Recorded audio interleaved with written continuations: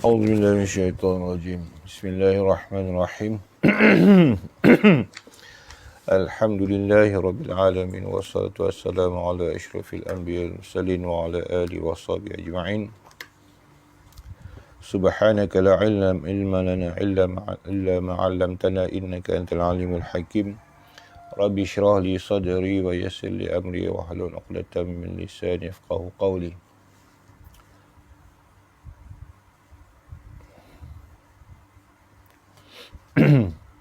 Sambungan kuliah kita muka surat 22 kitab Hidayatul Sibyan, masih lagi fiqh.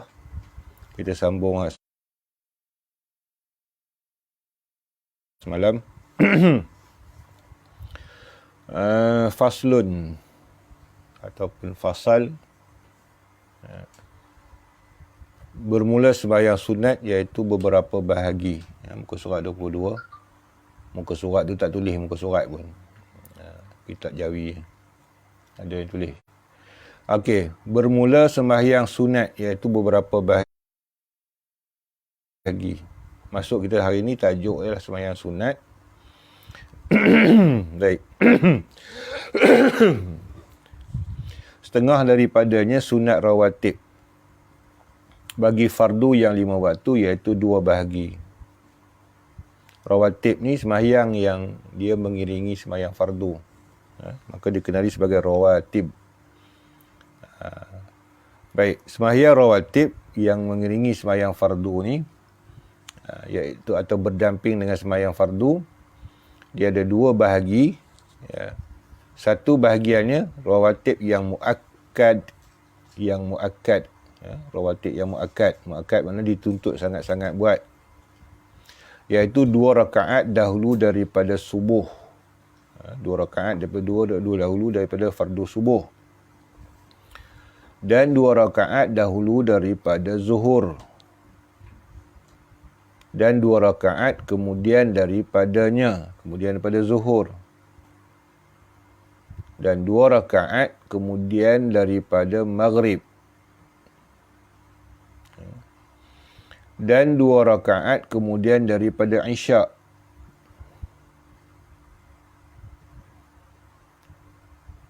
Baik. Dan witir. Witir ni dia termasuk daripada kategori sini rawatib. Sebab dia juga dituntut pada setiap malam. Waktunya selepas isyak juga. Iaitu sekurang-kurangnya 1 rakaat. Witir ni sekurang-kurangnya 1 rakaat. Tapi 1 rakaat tu wairu afdal lah. Dia mafdul. Tak berapa ni. Tapi hasil tak witir, hasil witir dengan 1 rakaat. Yang afdalnya ialah 3 rakaat atau lebih. Dan sekurang-kurang akmalnya, iaitu dalam kategori sempurna. Akmal tu bahasa Arab. Kamal. Asal dia kamila yakmilu, kamlan. Jadi akmal tu dipanggil isim tafdil. Siapa yang mengaji nahu dia kena tahulah. Akmal wazan dia afdal. Jadi isim tafdil. Sekurang-kurang afdal. Maknanya dia ada afdal. Dalam afdal tu dia ada peringkat dia. Peringkat baik, lebih baik, terbaik, cemerlang, apa benda tu lah. Okey, maka sekurang-kurangnya yang paling rendah sekali lah. Yang kalau periksa jahit lah. Bukan makbul. Iaitu 3 rakaat. Sekurang-kurang akmalnya 3 rakaat. Itu dah kira sempurna lah. Tapi lebih sempurna lagi, maka 5 rakaat, maka 7 rakaat, maka 9 rakaat, maka 11 rakaat. Iaitu sebanyak-banyaknya sembahyang sembahyang witir. Tak lebih daripada 11. Maknanya kalau dibuat lebih pada 11 dengan niat witir, tak jadi witir. Okey.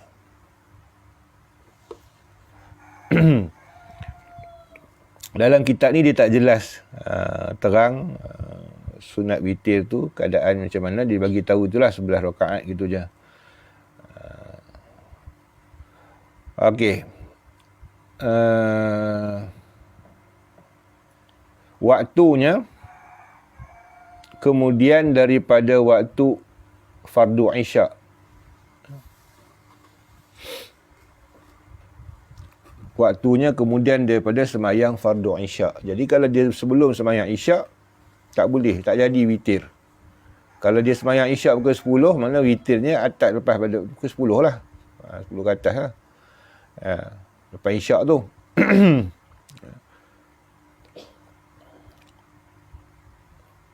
Jadi kalau dia niat witir, jadi witir. Kalau dia niat rawatib ataupun semayang qabliyah ba'diyah, jadi qabliyah ba'diyah lah. Okey. Nanti bab witir kita terang lagi lah. Ada nanti. Keduanya rawatib yang ghairu mu'akkad. Rawatib yang ghairu mu'akkad. Tadi mu'akkad. Ni lawan pada mu'akkad. Maknanya tidak dituntut berat. Maknanya tak dituntut sangat-sangat sunat. Okey, apa dia tu? Iaitu ditambah 2 rakaat. Yang tambahan tu lah dahulu daripada fardu zuhur. Jadi 4. Kaedah dia. Dan 2 rakaat kemudian daripadanya lepas pada zuhur. Maknanya yang kita buat 2 rakaat hari-hari, selalu kebanyakan orang buat sebelum zuhur dan selepas zuhur, 2 rakaat tu, itu mu'akkad. Jadi kalau kita nak dapat hasil lain daripada ghairu mu'akkad juga, maknanya tambah lagi, tu kita tambah. Satu kita dah buat dah mu'akkad, kita nak dapat lagi pahala lain, maka tambah 2 rakaat lagi. Okey, tambah 2 rakaat tu dengan 2 kifiat. Pertama, kita boleh buat 2 rakaat, kemudian bagi salam, kemudian buat 2 rakaat lagi. Maknanya 2-2.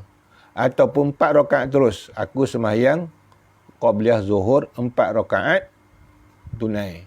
Maka kita buat 1 salam macam sembahyang zuhur juga. Ataupun tinggalkan tahiyat awal. Boleh. Ya. Dan 4 rakaat lebih. Dan kata ulama boleh digabungkan. Dalam kitab Batal Badrin disebutkan boleh digabungkan. Boleh digabungkan 2 sembahyang tadi, iaitu kita gabungkan lepas daripada habis sembahyang zuhur, kita buat 8 rakaat. Boleh. 8 maknanya 4 sebelum zuhur, 4 selepas zuhur.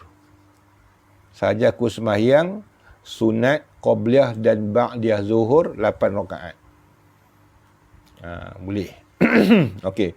Dan 4 rakaat dahulu daripada asar. 2 rakaat afdal. Kalau kita buat 4, kita mu'akkad, ghairu mu'akkad. Maknanya dapat ditambah. Sama juga kaedah dia. Dahulu daripada asar, mana qabliyah asar ini boleh buat 2-2 ataupun 4 sekali. Dan 2 rakaat dahulu daripada maghrib. 2 rakaat dahulu daripada maghrib. Ghairu mu'akkad. Dia masuk ghairu mu'akkad dan khilaf ulama pada sunatnya. Tak ternafilah, memang ada yang membahaskan khilaf aula. Khilaf apa ni? Bukan khilaf ulama dalam membahaskan tentang 2 rakaat dahulu daripada maghrib. Jadi ada sebahagian daripada pendapat ulama dia kata tidak ada qabliyah maghrib. Sebahagian daripada ulama kata ada qabliyah maghrib dan itu yang masyhur.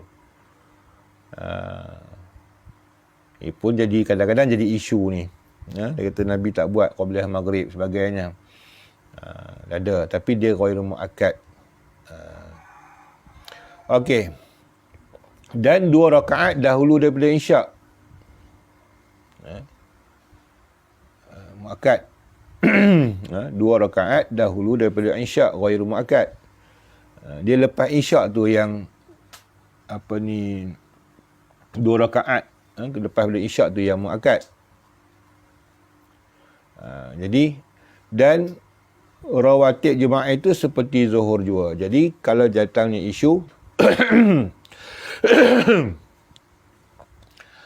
ada yang viral dalam video oleh asatizah kita yang mengeluarkan hadis, dengan hadis, dalil hadis yang menyatakan kelebihan orang yang sembahyang 4 rakaat selepas daripada isyak, pahala dia bergian-bergian. Jadi bila dibuat keluar hadis yang sebegitu, jadi confuse orang fiqah. Orang fiqah jadi confuse. Sebab dalam kitab fiqah tidak ada 4 rakaat selepas isyak. Ada 2 rakaat je sini. Jadi kalau ditanya pada kita, wallahu a'lam bissawab, kita rujuk pada kitab fiqah lah. Kita rujuk pada kitab fiqah, tidak ada 4 rakaat selepas isyak, cuma 2 rakaat dalam kitab fiqah. Bukan menafikan hadis. Jadi kalau ada hadis, wallahu a'lam bissawab, kita tak sampai lagi ilmu tentang hadis tu, nak cari korek syarah dia pula satu hal. Jadi siapa nak amal lah, ikut hadis tu. Tapi hujahnya wallahu alam, adakah hadis tersebut menunjukkan ba'diyah yang dimaksudkan oleh orang fiqh, ataupun dia hanya sembahyang sunat yang dikatakan sembahyang malam yang umum. Jadi kalau bagi hemah saya, kalaulah dalam kitab fiqh dah tetap dah kata 2 rakaat ba'diyah isyak, maka tak ada lagi lah pilihan lain. Jadi kalau jumpa hadis yang mengatakan ada 4 rakaat atau bagiannya, kita anggapkan itu adalah fadilat lain daripada ba'diyah. Mungkin ada sembahyang lain, sembahyang malam, sembahyang yang disebutkan di sana. Wallahu a'lam bissawab. Jadi siapa yang nak mengamalkan dengan hadis terus, apatah lagi dia mendapat ijazahnya daripada guru-gurunya, tidak ada masalah lah. Bagi kita yang mengaji fiqh, takat ni je dah ilmu kita. Nak hurai lebih tak berani lah. Okey, jadi kalau kita tengok adalah 2 rakaat je lah.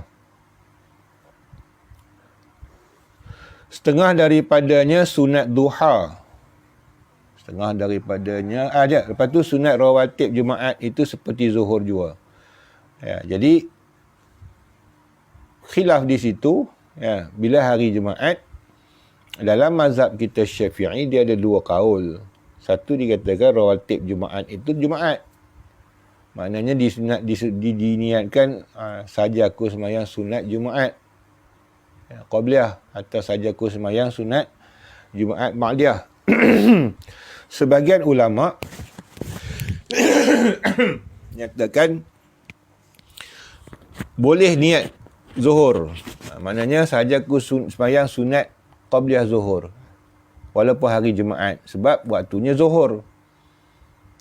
Jumaat tu duduknya waktunya Zuhur, jadi dia masih lagi kekal namanya Zuhur. Jadi atas dasar mengatakan dia rawatib Zuhur, kuat mengatakan ada qabliyah dan ba'diyah. Kuat. Kalau tu kuat. Yang menyatakan bahawa rawatib Jumaat, maka sebelum qabliyah Jumaat kurang kuat. Jadi sebab itu isu-isu yang kita sebutkan tadi kuat tak kuat, macam contoh qabliyah maghrib dengan qabliyah Jumaat, itu jadi isu kaum muda dulu ataupun isu Wahabi lah kita kata. Mereka yang keluarkan isu-isu ni kata tidak ada nas 2 rakaat sebelum Jumaat. Jadi kita terangkan semua tu kerana punca dia yang keluarkan nas. Sebab kita ingat balik sejarahnya, dalam pembelajaran ilmu fiqh kita banyak merujuk pada kitab, terutamanya kitab Matal Badrin. Kitab di depan kita ni kira masih barulah bandingkan dengan Matal Badrin. Jadi kalau kita ikut-ikutnya kitab-kitab Melayu ni hampir 100 tahun lebih lah. Lebih kurang ada kitab yang tertua lah. Kita kata tak termasuk kitab Arab. Lagilah tua. Ada yang sampai dah 600-700 tahun umur hayatnya. Jadi sebelum tu tak timbul lah dalam masalah qabliyah ba'diyah maghrib, qabliyah Jumaat. Tapi bila era kebangkitan kaum muda di tanah Melayu, Wahabiyah di Mekah, Itu mula timbul isunya. Itu yang timbul isu Wahabi. Mulalah dipertikaikan dalam masalah isu Qabliyah, Qabliyah Jumaat. Tak boleh kata dia isu khutbah azan 2 kali itu pun berlaku. Hatta walaupun Mekah sendiri melaungkan azan 2 kali hari Jumaat, tapi isu tu dibuka juga oleh Wahabi di Mekah pada satu ketika dulu. Ada yang sampai dia kata itu bid'ah, kata dia. Jadi golongan Wahabi pun ramai. Dia bukan satu peringkat, ada yang sederhana, ada yang syadid. Jadi kita bagi tahu ni sebab nak bagi tahu bahawa sebenarnya bila kita kata ungkit, ada orang ungkit kata tak ada sembahyang sunat qabliyah isyak, qabliyah maghrib, tak ada sembahyang sunat qabliyah jumaat. Itu asal yang buat keluar tu, yang mula mengeluarkan setelah masyhur mengatakan ada. Bukan kita kata kita menafikan khilaf ulama. Yang kita kata dalam masyarakat dah amalkan dah mengikut sebahagian pendapat ulama. Jadi kita amal satu selaras. Yang mari kacau bilau mengatakan tak ada balik itu orang Wahabi lah. Dia suka bawa. Dan sekarang fashion ni begitu. Fashion perangai Wahabi. Kita tak kata, sebab tu dituduh mereka ni Wahabi. Sebab perangai dia gitu. Dia tengok orang masyarakat duk amal yang ni lalu. Dia cari satu nas yang boleh melawan masyarakat. Tu perangai Wahabi. Sebab tu digelar mereka ni Wahabi walaupun dia tak mengaku Wahabi. Memang itu dia punya taktik. Dia tengok orang sekarang macam kita kata, orang tengah duk gila qasidah. Qasidah ni lama dah Malaysia ni. Dulu bila kahwin kenduri baca Barzanji, baca burdah, baca qasidah, menggantikan tu berancak. Tu asalnya. Menggantikan puja-puja ni peranyut, berjoget, joget lambak. Dulu begitu kenduri kahwin. Jadi digantikan dengan burdah, dengan qasidah, ada yang ganti dengan marhaban, tu dah masyhur lah. Jadi setelah tu berhenti sekejap. Masyarakat dah leka, tak tahu apa pasal. Tak ada dah anak generasi muda yang nak berqasidah apa semua. Dalam era 70-an, era 80-an dah senyap qasidah ni atau burdah ni. Yang ada tinggal dah Barzanji pun tak berapa sangat lah, tak berapa macam rancak macam zaman dulu. Baca 1-2 rawi dah berhenti. Tapi masih buatlah Barzanji. Kemudian mari era Habib. Mula orang mengenali siapa dia Habib, ulama-ulama Yaman. Yaman masih mengamalkan qasidah. Maka qasidah ni mula popular balik ni zaman era tahun 2000 ke atas. Jadi masyarakat yang tertinggal dulu ni, dia heranlah mari mana qasidah ni. Betul tengok orang duk pulun sangat qasidah ni. Dia carilah satu jalan macam mana kita tutup, jangan bagi qasidah. Carilah korek. Qasidah ni Nabi tak buat. Qasidah ni pujaan, memuja, haram, syirik, sebagainya. Itu perangai siapa tu? Perangai Wahabi dulu. Jadi sebab tu dia kata ustaz tu Wahabi. Dia bukan Wahabi, dia tak mengaku pun. Memang dia tak mengaku, tapi perangai tu, taktik Wahabi. Jadi tu orang celaru hari ni lah isu. Ustaz ni suka melabel orang, melabel. Bukan masalah melabel. Rujukan hampa asal kitab siapa? Yang mengatakan bid'ah. Asal tu. Dia. Kalau orang yang betul mengikut mazhab 4, mazhab ulama, dia tak akan kata bid'ah direct. Dia kata, kaul kami kata tak boleh. Kaul ni kata boleh. Kami cenderung kepada tak boleh. Dah lah, dia tak kata bid'ah. Misal lah, itu adab orang berhujah. Ini kalau sikit-sikit bid'ah, sikit bid'ah. Itu memang perangai Wahabi. Sekarang dia tak guna istilah bid'ah. Dia kata tak ada zaman Nabi, Nabi tak buat, sahabat tak buat, tabi'in tak buat. Ini rekaan ulama, ni palsu. Itu style dia pula, tak macam Wahabi dulu. Tapi hujah-hujah tu menjurus ke situ lah, menjurus. Jadi sekarang ni mungkin tak berapa lagi, dia tak berapa rancak dah. Isu Qabliyah Maghrib tak rancak tu zaman 70-an rancak tu. Zaman 70-an, masuk 80-an dah senyap. Kita duduk era ni balik ni. Sekarang ni dia tak hujah lah Qabliyah Isyak. Dia tak hujah lah Qabliyah Isyak lah, Qabliyah Maghrib, Qabliyah Jumaat. Dia tak berapa nak ke isu situ. Isu usoli pun tak bunyi dah. Dia duk main isu apa ni, wirid lepas semayang. Dia main lah gitu. Isu-isu yang macam tu, isu qasidah. Talqin pun dah tak bunyi dah, tak berapa nak isu sangat dah. Tahlil masih lagi, sebab tahlil ni dia anggap bid'ah sungguh. Dia duk main isu tu. Macam ni juga. Ni sekarang ni mungkinlah orang yang tak belajar fiqh dia tak berperasan lah. Satu hari akan bangkit. Puak ni dia tak duduk diam lah. Dia kan korek juga. Dia kata mana ada semayang qabliyah maghrib. Nabi tak buat. Jadi kita terang ni untuk apa ni? Untuk faham. Ya, ada dalam kitab. Kita rujuk ulama'. Selagi mana ada ulama' yang memfatwakan boleh. Ulama' juga muktabar. Kitab juga muktabar. Tak jadi salah kita nak ikut sebagai kita orang awam. Wajib ke kita cari semak hadis? Dah. Tak masuk sampai tahap tu. Ya. Kalau kita cari hadis pun kita buta hadis. Okey ya. Ratib jemaat. Maknanya kalau kita nak pegang kuatnya qabliyah zuhur lah. Qaul yang kuat qabliyah zuhur. Sebab dia waktu zuhur. Sebab tu ulama' bagi juga. Setengah daripadanya sunat duha sekurang-kurangnya 2 rakaat. Dan sebanyak-banyaknya lagi terlebih afdal 8 rakaat. Okey. Lebih pada 8 tak nama duha lah. Sekalipun ada khilaf dalam mazhab Syafi'i 12 rakaat. Qaul dhaif kata boleh buat sampai 12. Okey, apa faedah sebut 8 sebut 12? Ya. Ulama dahulu, ulama yang ghairah untuk beribadah. Dia memang nak cari ibadat tu dia buat 8. Ya. 8 yang rasa macam tak cukup. Orang yang suka buat ibadat semayang, 8 tu bagi dia tak cukup. Kita 8, 2 lah cukup dah. 2 pun tak larat buat dah. Jadi, bila ada satu pendapat, dia tengok ada 12. Dia cenderunglah ke 12 tu. Lepas dia nak tambah lagi atas nama dapat pahala duha. Tapi kalau siapa yang berpegang pada 8, tak dapat pahala duha, dia buat lebih pada 12. Kira semayang mutlak lah. Dia nak pahala duha tu lebih. Tu ghairah orang dulu. Jadi, dia jumpa qaul kata 12, dia pegang supaya dia dapat beramal dengan 12 tu. Tu orang dulu dia tak akan beramal tanpa ada nas ataupun ada pendapat. Ya. Walaupun dhaif, dia nak berpegang juga. Atas nama nak mengambil faedah. Kalaulah betul 12, dapat pahala dia 12. Kalau tak betul 12, dapat sekerat 8 je lah. Dia anggap gitulah.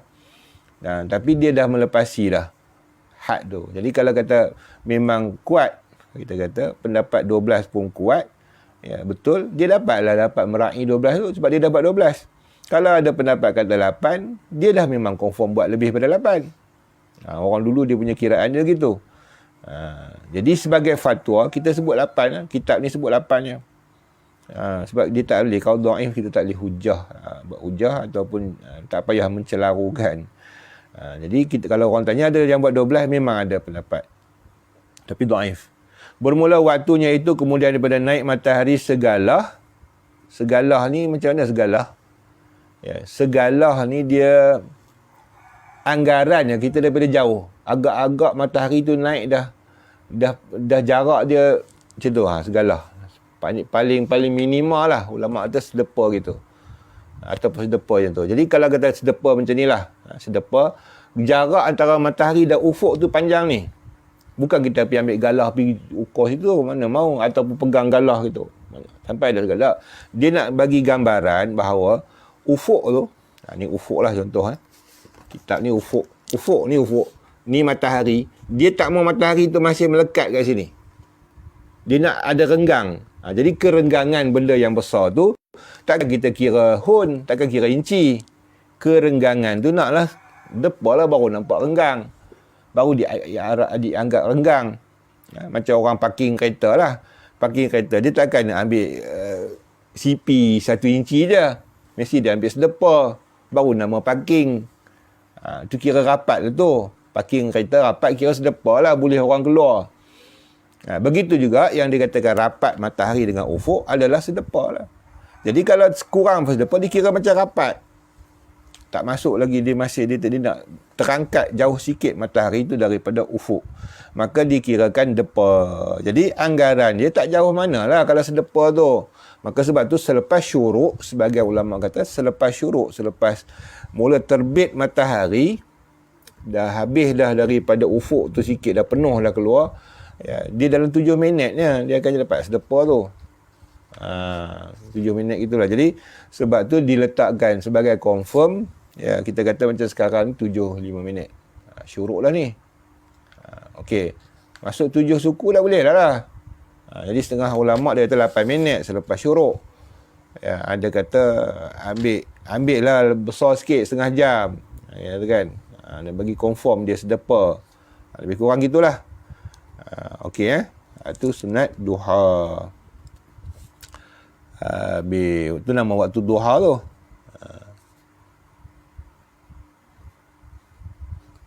Hingga gelincir matahari. Waktu dia luas. Tak boleh buat pukul 9, pukul 10, tak boleh 10, 11, 12. Ya. Dan afdalnya, duha ni buat di masjid. Sebab Nabi amalkan buat di masjid, sahabat buat di masjid. Tapi bukan berjemaah lah, seorang-seorang. Inilah lafaz niatnya, usolli sunnatul duha raka'atain lillahi ta'ala. Sahaja aku sembahyang sunat duha 2 rakaat kerana Allah Ta'ala.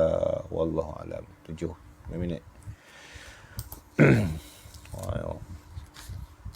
Esok masih pekah lagi, insya-Allah.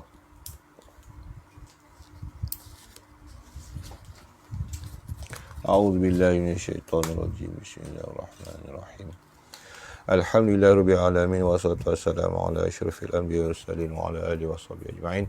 Allahumma iftah 'alaina fil 'arifin, Allahumma iftah 'alaina fil 'arifin, Allahumma iftah 'alaina fil 'arifin. Allah nawwir qulubana bidurri hidayah kama wa sa'adhu syamsika abada bi rahmatika ya rahim.